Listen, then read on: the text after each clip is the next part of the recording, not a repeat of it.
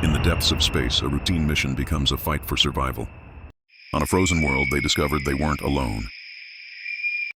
An ancient civilization, lost beneath the ice. A power beyond imagination. And a destiny that will change two worlds forever. Frostveil Chronicles: The Shattered Sky. Chapter 1: The Descent. The asterisk Celestar. A Voyager plummeted through the endless void of space, its metallic hull blazing like a falling star against the obsidian canvas of the cosmos. The ship's destination, the frozen world of Epsilon 7, loomed before them, its pale blue surface, deceptively serene beneath its perpetual ice storms. In the cockpit, Captain Drayden's hands flew across, the failing controls his weathered face, illuminated by the frantic dance of emergency lights. Mayday, mayday. This is Captain Drayden of the asterisk Celestar, a Voyager. His voice cut through the static-filled calm system. We've lost primary power, and auxiliary systems are failing. Does anybody copy, I repeat? We are going down.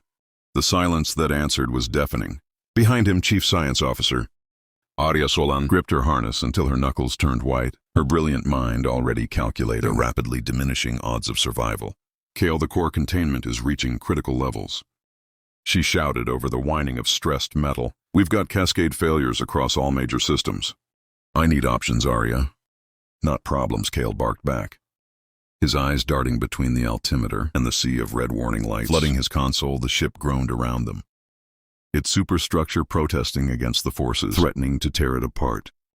Through the viewport, the ghostly dance of Epsilon 7, Aurora Borealis, painted the sky in sheets of green and purple, a beautiful backdrop to their potential doom. The planet's twin moons, Lyra and Vega, cast their pale light across the endless glacial plains below, illuminating the jagged ice formations that would either be their salvation or their grave. Primary thrusters are gone. Aria reported, her voice steady despite the fear evident in her eyes. Secondary systems are at 12% and falling. Impact in 45 seconds, Kael's mind raced. They'd been investigating an anomalous energy signature when everything went wrong. Their systems had suddenly failed, as if something had reached out and stripped their ship of power. Now, as they hurtled toward the surface, he couldn't shake the feeling that this was more than a simple malfunction. Engaging emergency landing protocols, Kael announced, his hands dancing across what few responsive controls remained. Aria, redirect all remaining power to the ventral shields. We're going to hit hard the asterisk Celestar. A Voyager screamed through the thin atmosphere of EPSI N7, its hull glowing cherry red from the friction. Ice particles battered against the ship's shields, creating a symphony of impacts that sounded like hail on a tin roof. The ground rushed up to meet them with terrifying speed. Brace for impact, Kael roared, pulling back on the controls with all his strength, trying to level their descent. Come on, baby. Hold together. The ship slammed into the ice with a sound like thunder, skidding across the frozen surface in a shower of sparks and debris. Metal screamed against ice as the vessel carved a half-mile trench through the pristine white landscape. A massive glacial formation loomed ahead, its crystalline surface reflecting their approach like a mirror. Hard to port, Aria screamed. But it was too late. The asterisk Celestar, a Voyager, clipped the glacier's edge, sending them into a violent spin. The world became a blur of white and black as they rotated, finally coming to rest in an explosion of ice and snow. Then, as suddenly as it had begun, everything went quiet. Chapter 2: Awakening in Ice. Consciousness returned to Kael in waves, each pulse bringing with it new sensations of pain and cold. The taste of copper filled his mouth, and something warm trickled down his face. He forced his eyes open, finding the cockpit, bathed in the ethereal blue light filtering through the cracked viewport. Aria, he called out, his voice hoarse. When no response came, panic surged through him. Aria, he fumbled with his harness, fingers clumsy from cold and shock. The buckle finally released, and he stumbled to his feet, ignoring the protestations of his battered body. The ship's interior was a maze of twisted metal and sparking wires, the air thick with the acrid smell of burnt electronics. Aria hung limply in her harness, a nasty gash across her forehead, painting half her face crimson. Her chest rose and fell with shallow breaths, alive but barely. Kael's training kicked in, and he moved with purpose, retrieving the emergency medical kit from its compartment. Stay with me, he muttered, working quickly to stabilize her condition. You don't get to check out yet. Chief Science Officer, we've got too many mysteries to solve. As he worked his mind, cataloged their situation, The ship was a total loss. That much was obvious from even a cursory glance. The hull had been breached in multiple places, and the bitter cold of Epsilon 7 was already creeping in. They needed shelter, and soon.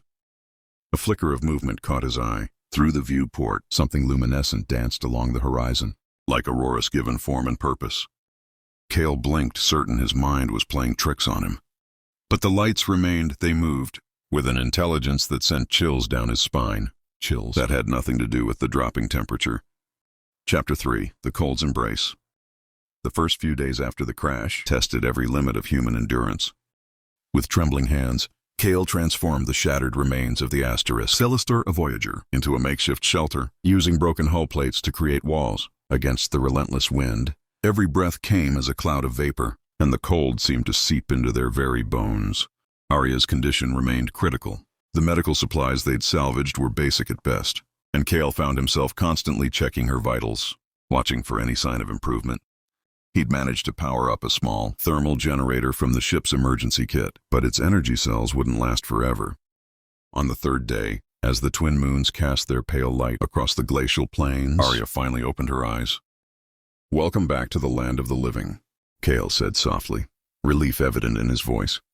Though I use that term loosely, on this frozen rock Aria tried to sit up, but winced, her hand going to her bandaged ribs. "How long was I out? 3 days. You had me worried there for a while." Kael helped her take small sips of water from their dwindling supplies. "How much do you remember the crash?" She murmured, her eyes distant. Something interfered with our systems. It wasn't a malfunction, Kael. It was like our power was simply canceled out. Kali nodded grimly. I came to the same conclusion. Whatever that energy signature was that we picked up, it didn't want us investigating.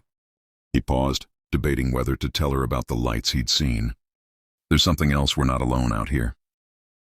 Chapter 4, First Contact.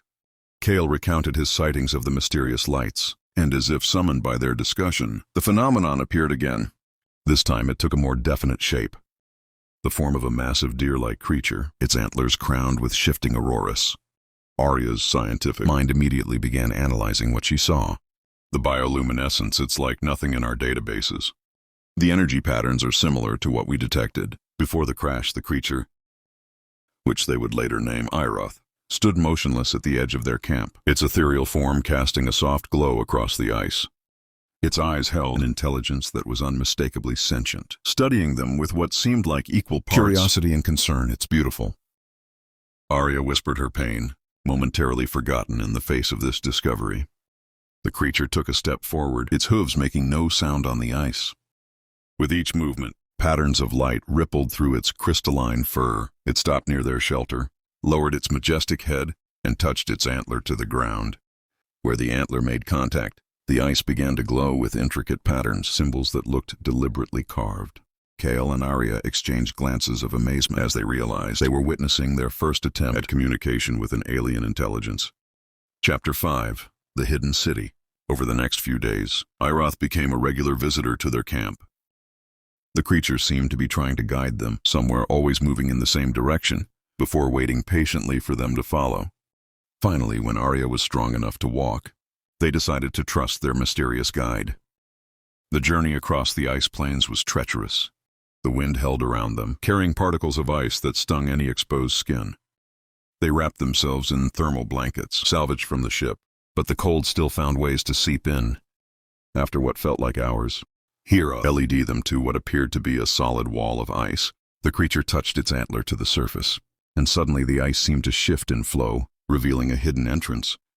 "Impossible," Aria breathed, her scientific training warring with what her eyes were seeing. "The molecular structure of ice shouldn't be able to." Her voice trailed off as they stepped inside. They found themselves in a vast cavern, its walls covered in the same glowing patterns they'd seen Iroth create. But these were far more extensive, an entire language written in light. "This is what we were meant to find," Kael said, his voice filled with awe. "This is why we were brought down." The cavern opened into a series of tunnels, each one leading deeper into the glacier. As they followed Iroth, they began to see signs of an ancient civilization. Crystalline structures jutted from the walls, their surfaces etched with images, telling a story they were only beginning to understand. Chapter 6, Echoes of a Lost World. Deep within the crystalline corridors, Kael and Aria discovered a vast chamber that took their breath away. The ceiling soared hundreds of feet above them, its surface covered in what appeared to be a star map rendered in bioluminescent crystal. Below, arranged in concentric circles, stood dozens of towering obelisks, each pulsing with a faint inner light. "This is incredible," Aria whispered, her scientific equipment already scanning the structures. "These crystals, they're storing data. Massive amounts of it. It's like walking into a living computer." Iroth moved to the center of the chamber, where a raised platform stood. As the creature's hooves touched the crystalline surface, the entire room came alive with light. Holographic images sprang up around them, showing tall, ethereal beings that seemed to be made partly of light itself. The luminary Aria translated, studying the symbols that appeared alongside the images. That's what they called themselves. They were the original inhabitants of this world. The holographic display shifted, showing Epsilon 7 as it once was, not a frozen wasteland, but a thriving world of crystal spires and floating cities. The luminary had built a civilization based on their mastery of light and energy, creating technology that seemed like magic. But something went wrong, Kael said, watching as the images changed to show a massive astronomical event. A dark mass appeared in the sky, blocking out the sun. They saw it coming. Some kind of cosmic phenomenon that would plunge their world into darkness. Chapter 7. The Great Winter. The holograms continued their tale, revealing the desperate measures the luminary took to survive.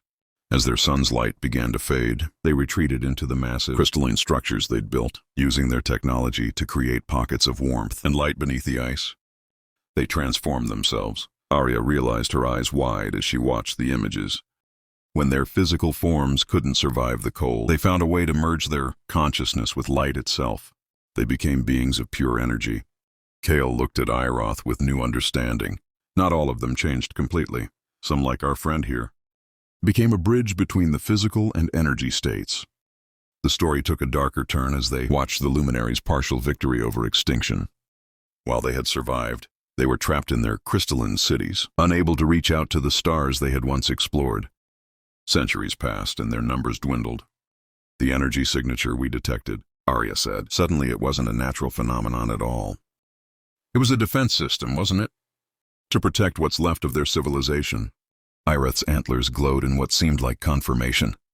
Chapter 8. Secrets in the Ice. As days turned into weeks, Kael and Aria delved deeper into the mysteries of the luminary. The ancient race had left behind more than just their history. They had preserved their knowledge as well. Aria spent hours learning their language, while Kael focused on understanding their technology. "Their power systems are incredible," he explained one evening. As they huddled near a heat source they'd managed to salvage from the ship. They found a way to harness the energy of light itself, storing it in these crystals. Even now, after thousands of years, they're still functioning. Aria looked up from her notes. "That's not all. I think I've figured out why they brought us here.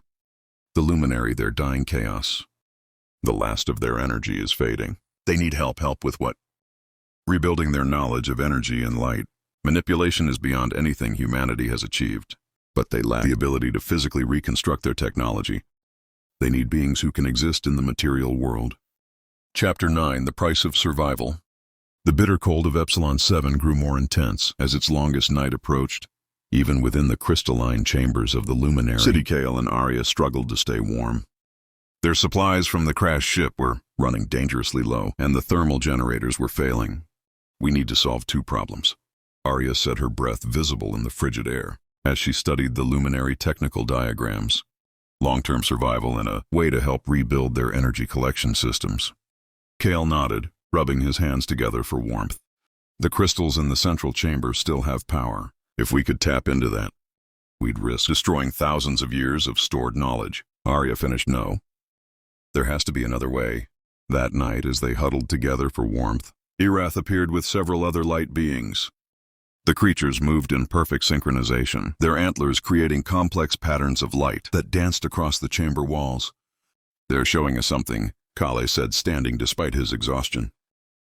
"Look at the sequence." The patterns resolved into a map, showing a network of tunnels leading deep beneath the ice. At the center was a massive chamber they hadn't yet discovered, marked with symbols that Aria recognized. "It's their primary power core," she translated, excitement overcoming her fatigue. the heart of their entire civilization. But there's something wrong with it. Chapter 10. Hearts of Light and Ice. The journey to the core chamber was treacherous. The tunnels grew narrower and more unstable the deeper they went, with ice groaning and shifting around them. After hours of careful navigation, they emerged into a vast spherical chamber. At its center floated a massive crystal, easily the size of their crashed ship. But instead of the brilliant light they expected, it pulsed weakly, its glow fading in and out like a dying heartbeat. "This is what powers everything," Aria breathed, her scanner working overtime to analyze the structure. But the resonance is off. The crystal's molecular structure is degrading. Kael moved closer, studying the maintenance systems around the core. "Can we repair it, maybe?" Aria said, her mind racing. The luminary used these crystals to store both energy and consciousness if we could stabilize the matrix. She was interrupted by a violent tremor that shook the chamber. Cracks appeared in the ice walls, and the core's light flickered dangerously. "The whole chamber's going to collapse," Kael shouted, grabbing Aria's arm. But instead of running, she pulled away. "No, if this core fails, the entire luminary civilization dies with it. Everything they are, everything they know, gone forever." Her eyes met his, fierce with determination. "We have to try Chapter 11. Light in the darkness working against time." Kael and Aria raced to understand and repair the ancient technology. The luminary helped as best they could, using their light forms to demonstrate the principles behind their energy systems. "It's like a symphony," Aria explained as they worked, her fingers flying over the crystal controls. Each frequency has to resonate perfectly with the others. The cold has disrupted the harmony.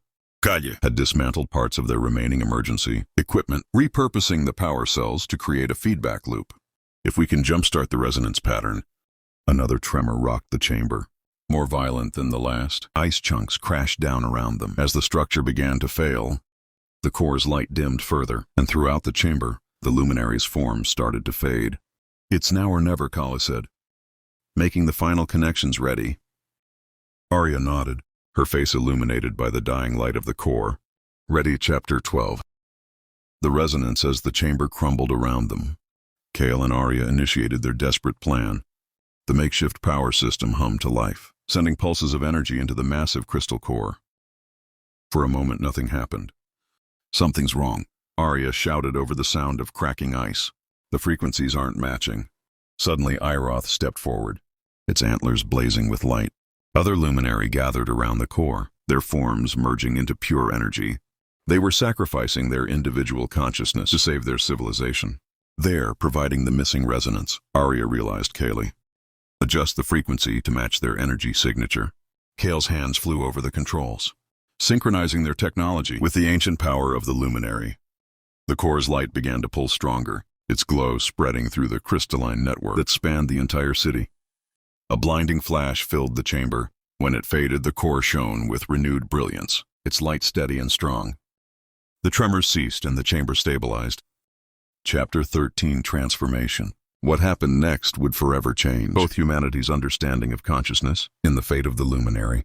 The restored core began to emit patterns of energy, unlike anything they had ever seen. "It's beautiful," Aria whispered, reaching out toward the light. Where the energy touched her skin, it left traces of luminescence, like stardust flowing through her veins. Kael watched in amazement as similar patterns appeared on his own body. "What's happening to us?"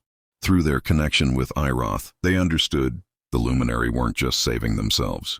They were evolving, and they were offering Kael and Aria the chance to be part of that evolution. "They've found a way to bridge the gap," Aria said, her voice filled with wonder. "Not just between physical and energy forms, but between our species. We can help them rebuild. And they can help us reach the stars." Chapter 14. New Dawn.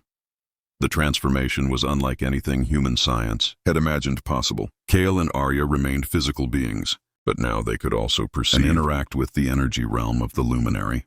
Their consciousness could shift between states, allowing them to access both worlds. With their help, the luminary civilization began to rebuild. The frozen surface of Epsilon 7 became home to a new kind of society, one that merged the physical ingenuity of humanity with the energy mastery of the luminary. Months later, as they stood watching the aurora dance across the sky, Kael turned to Aria. "When we crashed here, I thought it was the end." Aria smiled, her skin glowing faintly. with the same patterns that now traced through the restored city. Instead, it was just the beginning. Above them, the twin moons of Epsilon 7 shone down on a world transformed. The energy barrier that had once brought down their ship now served as a beacon calling other explorers to discover what humanity and the Luminary had created together. In the distance, Iroth's form shimmered against the starlit ice, a guardian of this new age, where light and life had found a way to flourish in the heart of eternal winter. Epilogue: The Shattered Sky. The story of the asterisk Celestar, a Voyager and its crew, became legend among both species. What began as a crash landing had led to the salvation and rebirth of an ancient civilization, and the evolution of human potential. As other ships began to arrive, drawn by the mysterious signals now emanating from EPS-07, they found something unprecedented, a harmony of form and energy, a past and future of two species, who had found in each other the key to their survival. The shattered sky that had once seemed like an ending had become a gateway to a new chapter in the story of both civilizations.